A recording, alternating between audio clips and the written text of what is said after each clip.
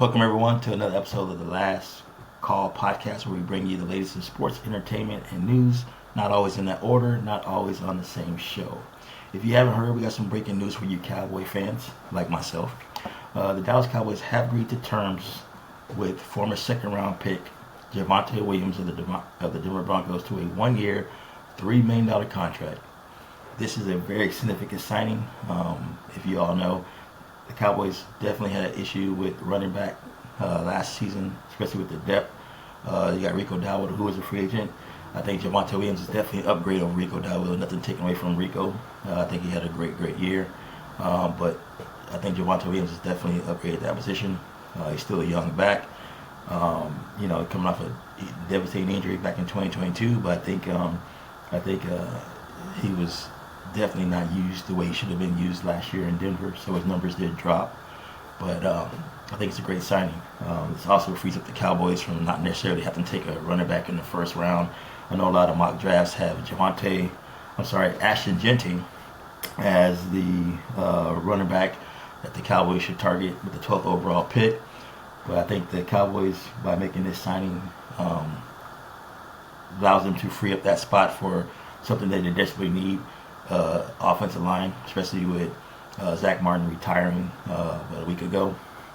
So the offensive line already had their struggles from previous seasons, so they had Zach Martin leaving. So I think this definitely frees up the Cowboys to make a decision on the offensive line to upgrade that. So I think you got Kelvin Banks, Will Campbell, Josh Simmons. I think one of those three guys would definitely be available with the 12th pick for the Cowboys. And then they also feel another need. So they get the running back in free agency. They address that offensive line. And they're still at the second round pick, the 44th pick, that they can grab another running back there to solidify the depth and make that running back room a little bit stronger. This is a very deep NFL draft at running back, if you guys haven't noticed or looked around or saw the combines and the quality of the running backs. So I think they can definitely get a running back there with the second round, maybe even the third round. Like I said, this is a very deep running back draft. I kind of knew Jerry Jones was going to kind of make some moves here because we all know last year he didn't really address any of the needs that the Cowboys needed last year in the free agency, and it showed on the field. So I think Jerry's trying to avoid that embarrassment or trying to prove everybody he is a general manager, which I still think he definitely needs to relinquish that. But it is what it is. So you knew something was coming when they restructured Dak's contract to free up all that money. So we all knew something was coming, and now we're starting to see a little bit of it come to fruition. Still waiting on Michael Parsons. Once again, Jerry Jones with his late contracts or late negotiating allowed Max Crosby and Myles Garrett to push the market even higher.